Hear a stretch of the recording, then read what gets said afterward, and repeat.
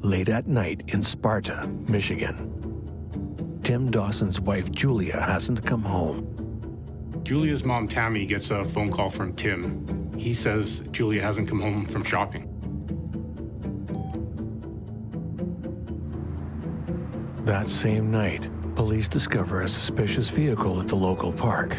The park is only 2 blocks from Julia's house. Oh, I knew that she wasn't the kind of person that was going to take off without her child. What happens to Julia Dawson would rock the village of Sparta.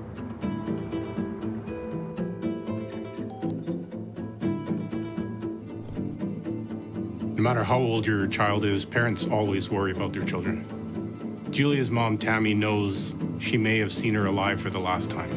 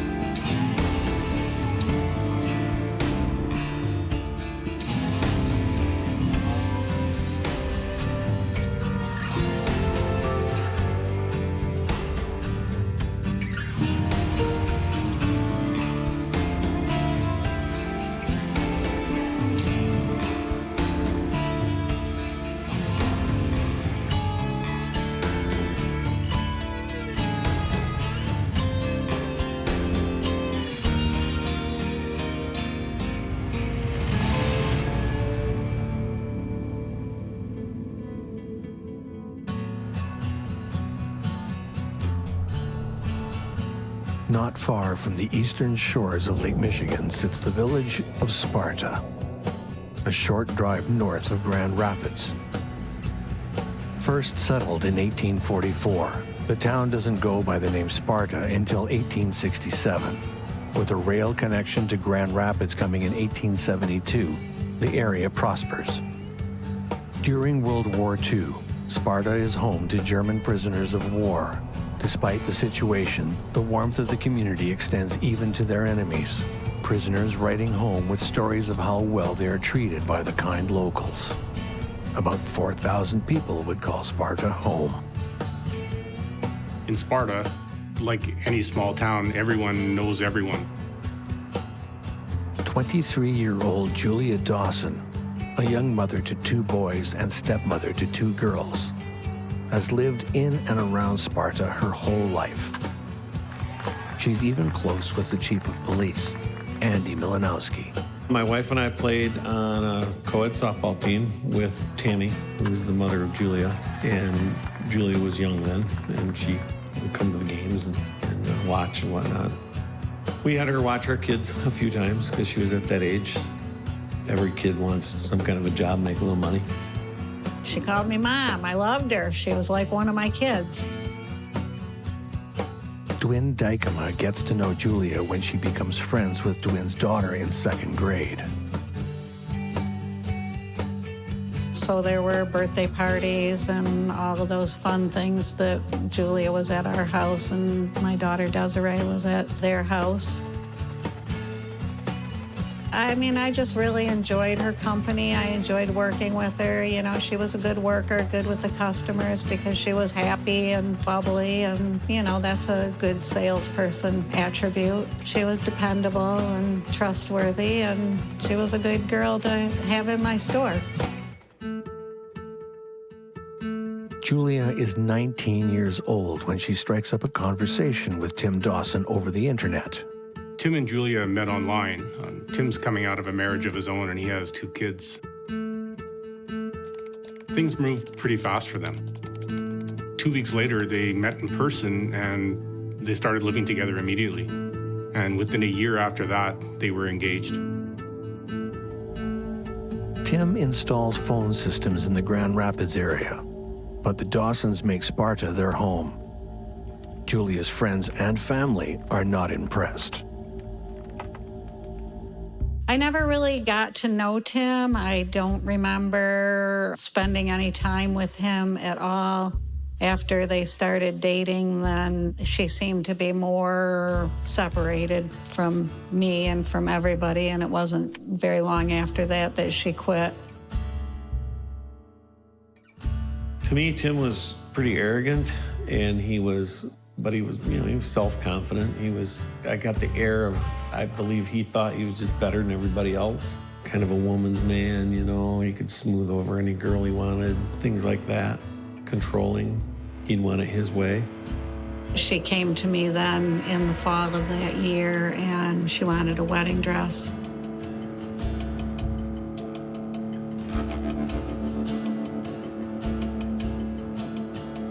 When she came, she had the hand mark on her neck, and then she had bruises on her arms. And I just looked at her, I'm like, Julia, what's going on here? And she said, oh, don't worry, things just got out of hand. It'll never happen again. He's really sorry. She says, no, it'll be fine. He loves me, and I just want to get married. And so then I told her I wouldn't sell her a dress. I said, I just can't participate in this because you're making a wrong decision.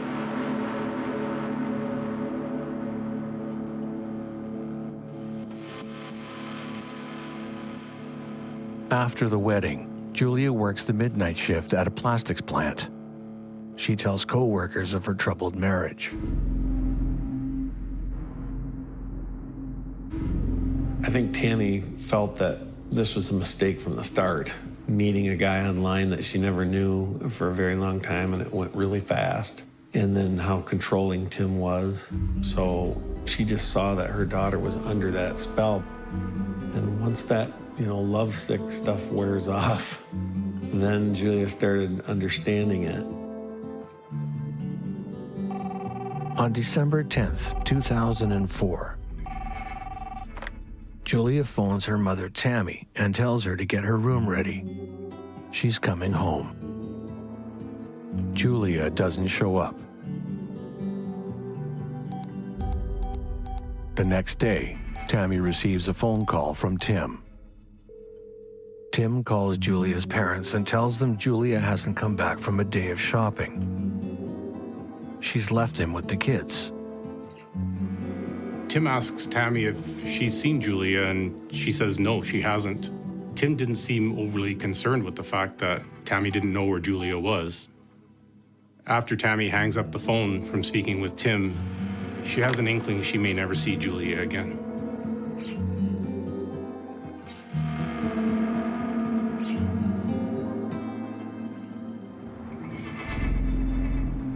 That same night, an officer with the Sparta Police Department discovers a suspicious vehicle at a local park.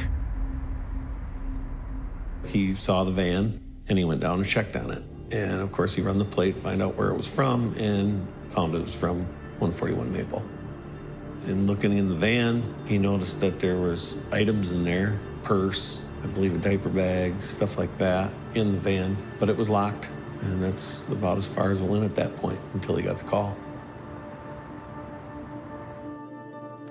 At 5 o'clock the following morning, Tim calls police to file a missing persons report. I just had this gut feeling that this wasn't going to be, she's going to come home. When police arrive to interview Tim, he says both he and Julia were Christmas shopping on the day of her disappearance. They came home around noon, and Tim went for a nap. When he woke, Julia was gone and had left her 18-month-old child behind. She would not leave without her child. She's very family kind of a person, and even though I didn't know her and see her with her children, I saw her with my kids, and I saw what kind of a person she was all of her life growing up, and she was just vivacious and bubbly and joy-filled and loving and funny, and she just was a wonderful girl. So I knew that she wasn't the kind of person that was going to take off without her child just on the spur of the moment. We knew the kids were okay. There was no kids missing. It was an adult. She's now gone. And adults are adults. It's not a crime to to go somewhere or to not tell somebody where you're going. We all know that most people don't do that. There's always in touch with somebody sometime during the day. But we just kept asking family, friends, and Tim to say if she comes home, then we need to know. In the meantime, nobody has seen her or heard from her. Police quickly make the connection between the Dawson's home address and the address on the registration of the suspicious vehicle found at a local park the night before. We start looking around, and the word gets out, and I can't tell you exactly how long it was, but there were search parties that started, and the community came together and started to search the adjacent area where the park where the van was, up and down the creek, the railroad tracks, in the woods, all around the north end of town, and came up with nothing. Day after day would pass with no sign of Julia. Snowstorms would hamper efforts to search for Julia, but Sparta rallies together to send out search parties. After work, I would get in my car, I'd drive up there and pray and you know, just try and see if we could find her. Just, where's our girl? Where's our girl? I went looking for her a number of times. I posted information about her with her photo, trying to find anybody who'd seen anything all over the place, because that was what I could do to help. I was working most of the time, couldn't really afford to close my store. So I'm like, okay, how can I help with this situation? So then I built the website, juliaalert.org. Tim ultimately makes the missing persons report with the police, but when he makes the report, he tells them that he's been all over town and looking at all those places that he expected her to have been at, but he couldn't find her. I don't believe Tim ever showed up to the searches, which was odd to me. If your wife is missing and you love her, I think you'd be out there beating the bushes with everybody else. By this time, several weeks have passed and several milestone events have taken place. Christmas and New Year's, her parents' anniversary. The entire town of Sparta has essentially been looking for her with no results. But suddenly Tim finds a clue in the house.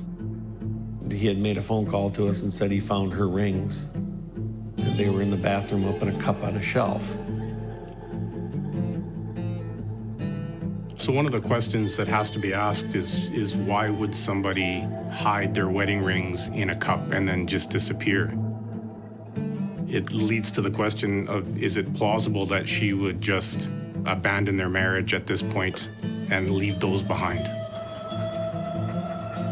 It would be 22 days before the village of Sparta would find out. Where's Julia?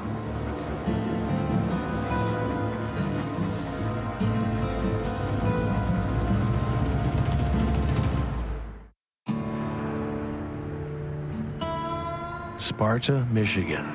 Population 4,000. During the 1960s, Sparta becomes home to a highly collectible record label, releasing 45s by many local acts, including Michigan Rock Hall of Famers, fostering an exciting culture of joy and wonder in the area. One that spreads to residents like Julia Dawson.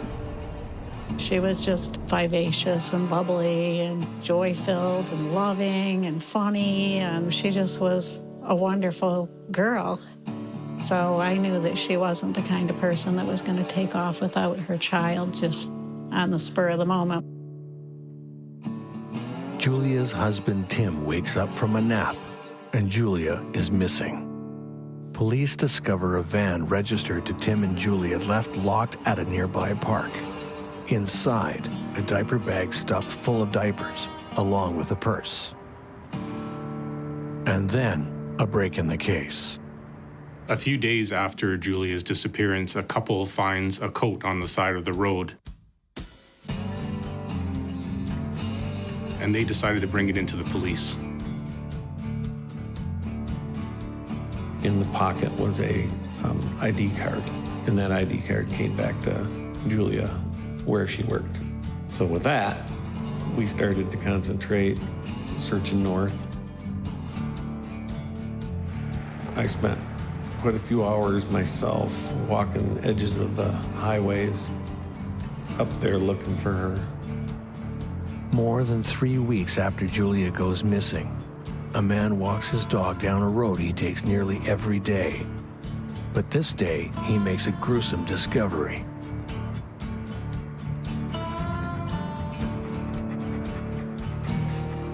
I believe a car was coming, which is, that road does not get much traffic at all.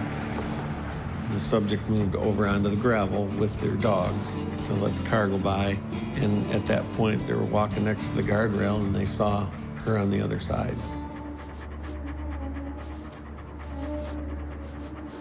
Julia was found stripped naked, with the exception of a broken belt that was still around her waist. Her face was bruised and her skin was darkened, but other than that, there were really no other signs of violence or trauma.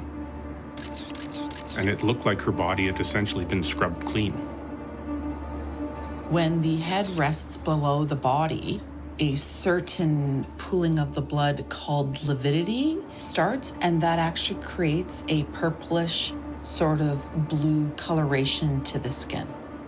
Postmortem is likely to blame for the discoloration of Julia's skin. She had been exposed to the elements of Mother Nature, meaning the sun and the snow, for a significant time, and that was approximately 3 weeks. I wouldn't have been able to recognize her, facial recognition. She was face down, but she had a tattoo on her ankle area. We knew what kind of tattoo it was and where it was, and we did find one there. On January 3rd, 2005, 22 22 after Julia was last seen, her mother gets a knock on the door that no parent wants to receive. Sparta's a small town and rumors spread pretty quickly. Lots of people have their own suspicions about what happened. The question is, who would do this to Julia? Despite the rumors and suspicion, no arrests are made. And then, a shocking accusation at Julia's funeral. And then he gave his homily, and as he stood up there, he rather loudly said, "There is a murderer among us." Everybody was there. It was a pretty full service. But I do remember the minister saying that there was a murderer among us. I remember just feeling so ill throughout the whole funeral and just wanting to get away from his presence, not wanting to be in the same atmosphere as that man.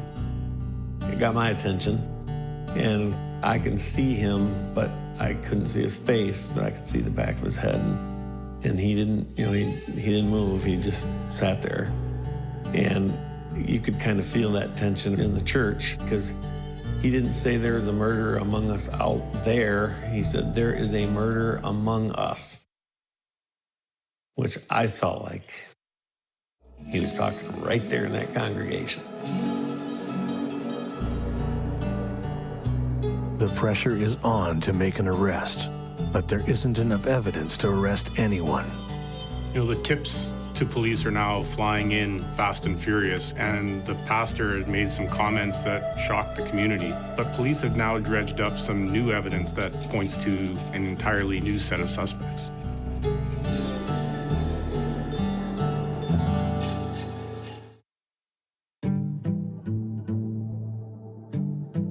December 11th, 2004. After a morning of Christmas shopping with his wife, Julia, Tim Dawson says when he wakes up from a nap, Julia is gone. Police often open tip lines so that the public has an opportunity to share any information they may have, but the information that the police receive isn't widely known to the community. More than 3 weeks after being reported missing, the the naked body of Julia Dawson is found face down on the side of a country road north of Sparta, Michigan.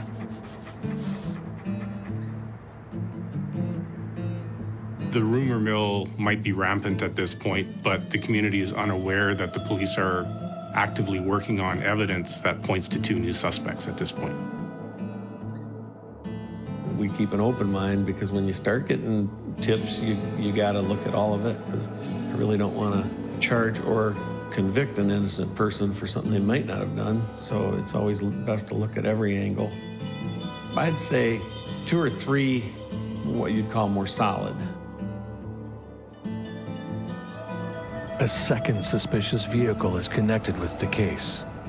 The night of Julia's disappearance, police see a car at the park where the Dawson's minivan was left. Investigators have learned at this point that a vehicle of the same make, model, and color is registered to a Dwin Dykema. And Dwin's been coming to Sparta more frequently recently under the guise of looking for some space to rent.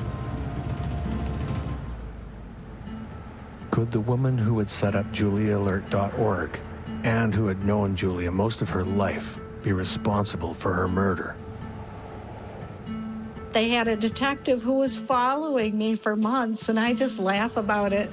And he's like, yeah, she has a really boring life, because it's like I work and I go home and I work and I go home, and maybe once in a while I might go out and have a drink with friends, but by and large I have a really boring life. Investigators realize this possibility doesn't hold any water. They turn their attention to another scenario. Police get word of the fact that Julia has been involved with this Grand Rapids kink scene, and they wonder if her activities in that group may have somehow led to her murder. Perhaps she met someone online who was part of this kink community.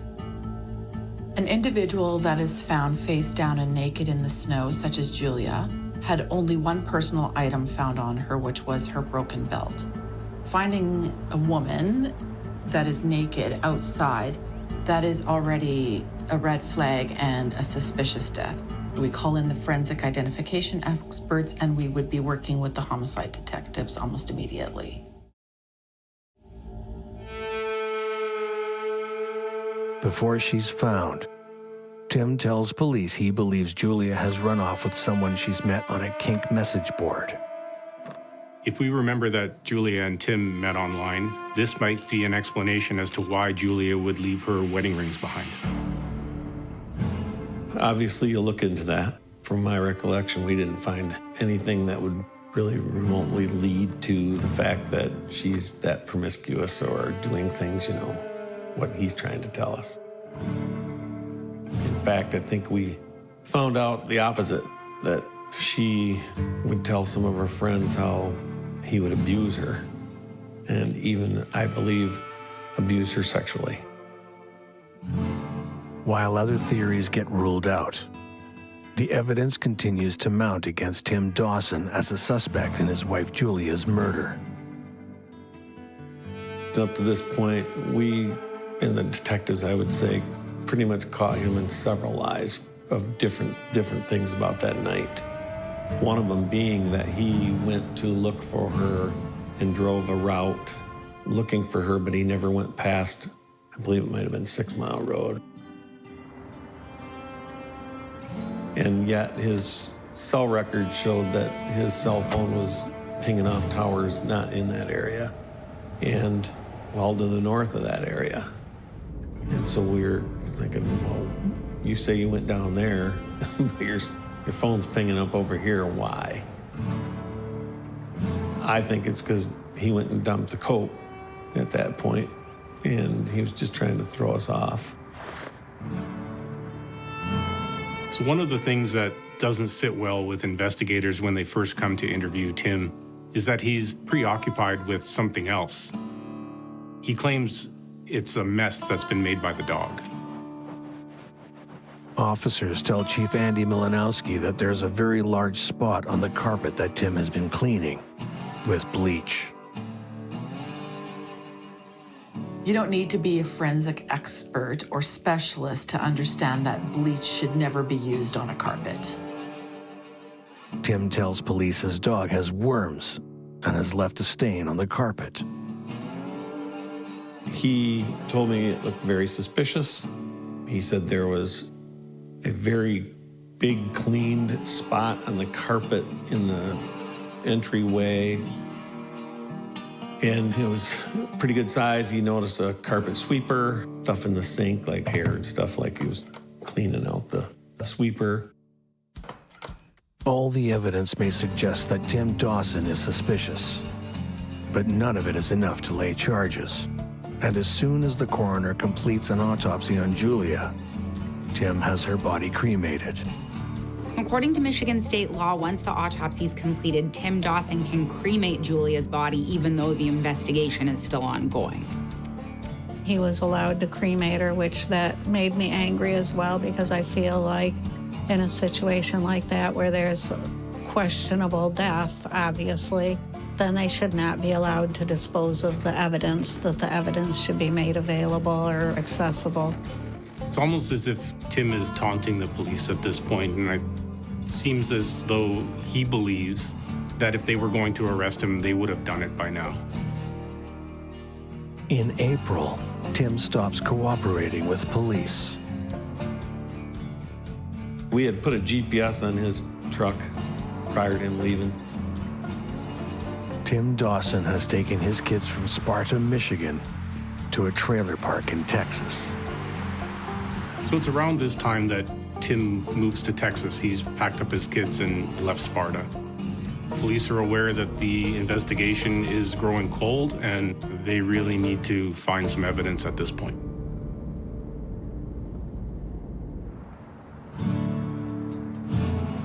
The body of Julia Dawson is found on the side of a country road north of Sparta, Michigan. She's been missing for 3 weeks. Julia was beloved by many in Sparta, but her husband, Tim, draws the suspicion of many in her murder. Many believe Julia is abused by Tim before she is murdered, and by April of 2005, investigators point to Tim as the lone suspect in Julia's death. Investigators are aware of the fact that the longer it takes to bring a case to a close, the more difficult it is to actually come to a resolution. And even though they are fairly certain who's responsible for this, they need a break in the case in order to move forward. Results come in from the autopsy performed before Julia was cremated and provide vital clues about what happened. What narrows down the approximate date and time of death is the contents that were found in Julia's stomach. Back before, when Tim was still speaking to police about the investigation, he did mention details about their last meal together. So police actually went and found the contents of that meal in Julia's stomach. The digestive system grinds to a halt when the person dies. So essentially, the body will still create gastric contact fluids, but it won't digest them. They would just sit stagnant within the stomach. The autopsy also reveals that there was a small ligature mark that was found around Julia's neck, and that there was a small fracture next to her left ear.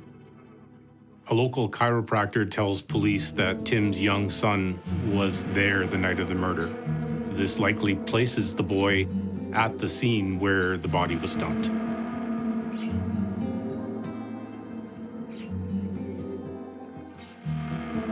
Evidence that was revealed within the autopsy findings did indicate that Julia received a blunt force trauma to the skull, but the cause of death was confirmed to be by strangulation.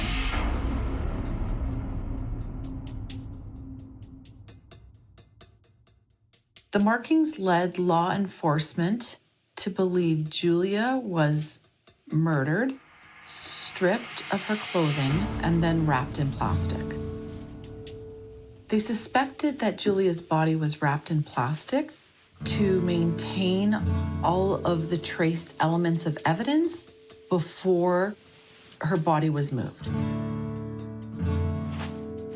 The autopsy also uncovers markings on the skin consistent with the body being wrapped.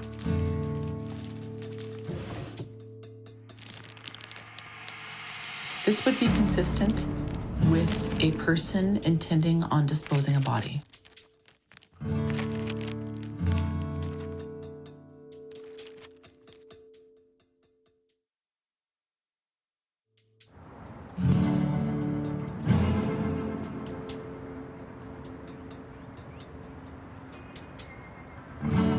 The evidence is mounting and seems to point to Julia Dawson's husband, Tim, as being responsible for her murder. Also the seat, when we looked in the van and checked the forensics check, the seat was way back, and Julia didn't drive with the seat that far back.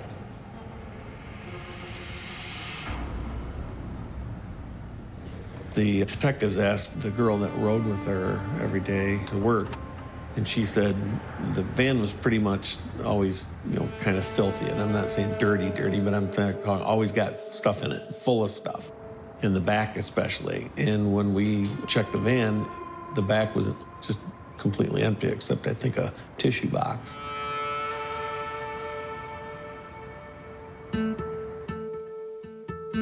Tim's mother had said that the child, who was 18 months old at the time, I believe, came out of the bedroom with something in his mouth. And she wondered what it was, and she went over there to get it out so he didn't choke on it. It was the other half of the ring. And he had come out of the bedroom. So it's only speculation, but I think we're pretty close on. I think that they had an argument. I think she took it off and threw him at him. And he only found one half, and the child found the other.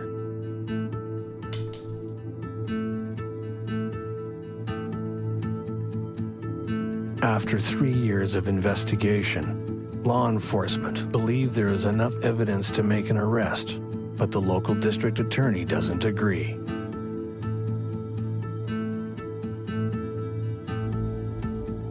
So there's actually no statute of limitations on murder. So what that means is in a case like this, where the evidence at this point is too circumstantial for the district attorney to feel that there's enough evidence to convince a jury beyond a reasonable doubt, they can wait until more compelling evidence comes forward.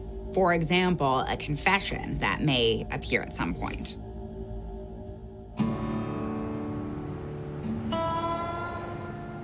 Sparta, as we've said, is a very small town, and there would be immense pressure from the community, never mind from Julia's family, to bring this case to a close. And the investigators are feeling the pressure of letting this go cold.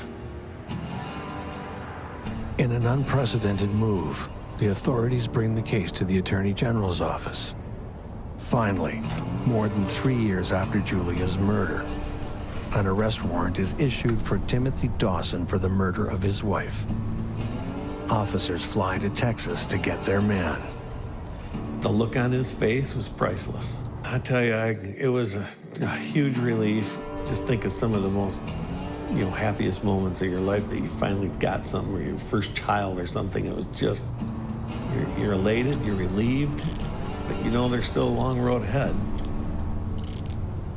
All the evidence must now hold up in court if Tim is to be convicted of Julia's murder.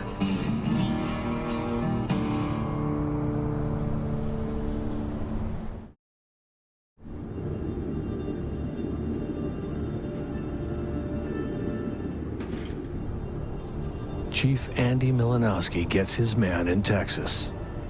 Tim Dawson is arrested for the murder of his wife Julia 3 years earlier in Sparta, Michigan. A village of 4,000 located east of Lake Michigan, the people of Sparta mobilize to find Julia when she goes missing. When Julia's body is found, the town obviously started to talk about it, and the overwhelming opinion at this point is that Tim is responsible, including by Julia's family. With all of the resources that go into a prosecution, as well as the impact on the various parties involved, the prosecutor has to be absolutely certain that they have enough evidence to put before a jury to prove their case before they take it to court. Defense attorneys paint the Dawsons' marriage as a normal one with ups and downs. They present letters Julia writes to Tim days before her murder. Julia writes that she would love Tim forever. So the job of the defense in a criminal proceeding is to show that there is reasonable doubt in the prosecutor's case. So they're going to do whatever they can to pick that case apart and try to show that there is, at the very least, reasonable doubt there. So in this situation, the defense tries to argue that Julia was actually having an affair with a coworker and that they were seen together shortly before she disappeared. The defense subpoenas Dwin Dykema to stand for the defense. Dwin's called by the defense to testify that her and Julia were part of the same online kink forum in Grand Rapids. This is relevant because there's some bruising on Julia's neck, and the defense is going to argue could be a product of this kink lifestyle and not of an abusive marriage.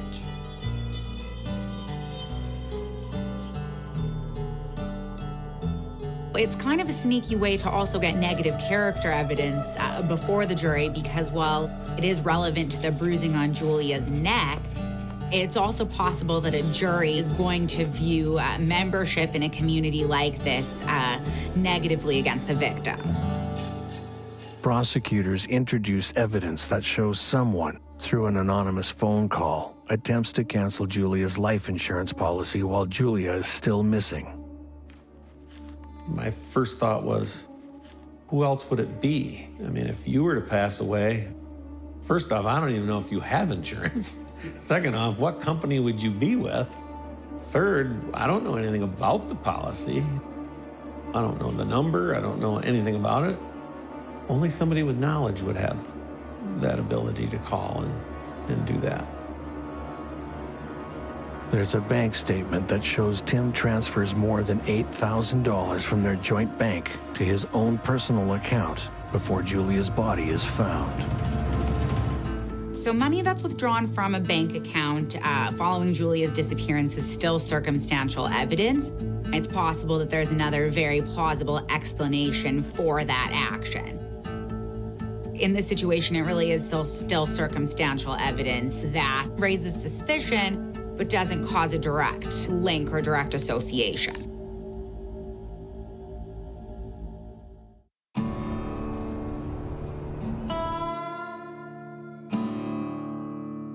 Convicted murderer Marvin Snyder takes the stand for the prosecution. Snyder is serving a bid of up to 150 years for the murder of his own wife. Marvin Snyder is one of Tim's cellmates. And Snyder's doing a very lengthy sentence for the murder of his own wife. Snyder secretly journals the conversations he has with his cellmates.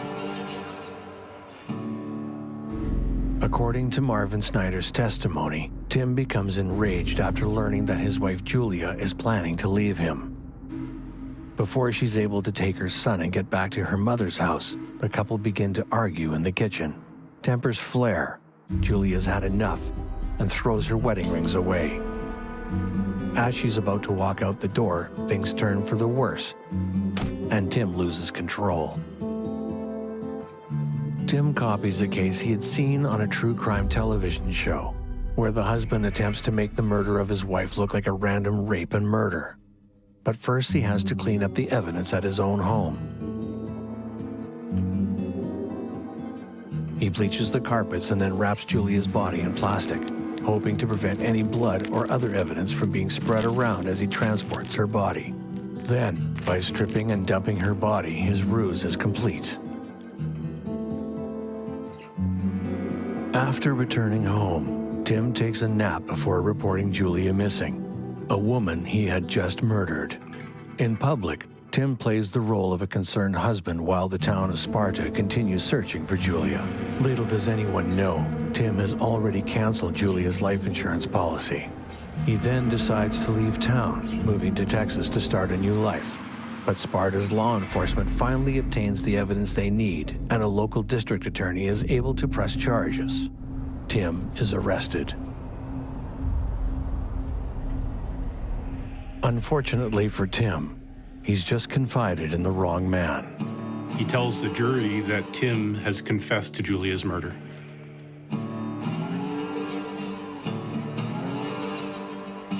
Tim tells Snyder Julia was ready to pack a bag, take the kids and leave him. So he hit her, choked her to death, and then generally freaked out. Tim tells Snyder about cleaning the carpet with bleach. He then carefully wraps Julia in plastic before driving to dispose of the body and the rest of the evidence.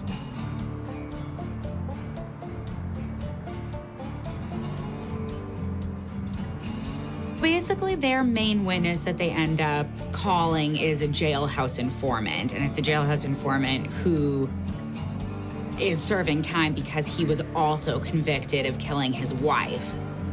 So basically, the jury's in a situation where they have an individual that was convicted of a similar offense, who wasn't believed at his own trial, and so they're now being asked to believe what Snyder's saying.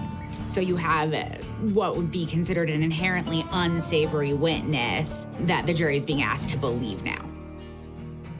Julia's parents, Twin Dykema, and the residents of Sparta hope law enforcement has done enough to convict.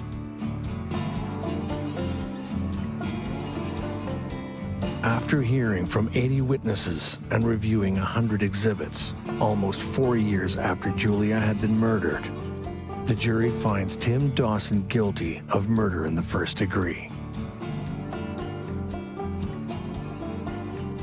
So the prosecution's jailhouse informant, Marvin Snyder, was successful. The jury did believe him and did convict Tim Dawson of the murder of his wife. Well, that was just a lot of hugs, a lot of happiness, yep, and sadness all in the same.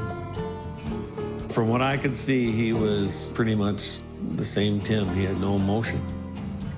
But I do think that through his mind, he was thinking, I didn't get away with this. They got me. And I hope he thinks that way every day he wakes up. The small town of Sparta, Michigan is still a friendly place. People move on from Julia Dawson's murder, but they don't forget. I do know that it changed a lot of lives. A lot of people that were touched. I mean, it made me become far more active in working with the women that I saw coming through and to me who were dealing with abusive situations to stop the bleeding. Well, I understand marriage vows, and I understand people get into marriage and they want it to work.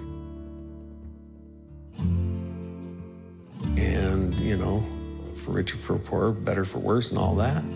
However, I don't think you sign up to be abused. Most of the time, abuse doesn't get better. I'm not going to say it never does, because people do change. However, in my experience throughout my career, 99.9% of them they just get worse. And you're not going to change that person. The personality type is generally, at first, quite charismatic, and they kind of suck the girls in, and, you know, they have this kind of a persona that just is usually very fast, and usually they're just head over heels and have those rose-colored glasses on and fail to see the signs and fail to accept them even if they are seen. They married you because they loved you, not the other way around. You're not theirs to control. So I would say seek help. You're not the only one. There's others out there. You may feel like you're the only one, but go talk to somebody about it. You'll find out that you're not.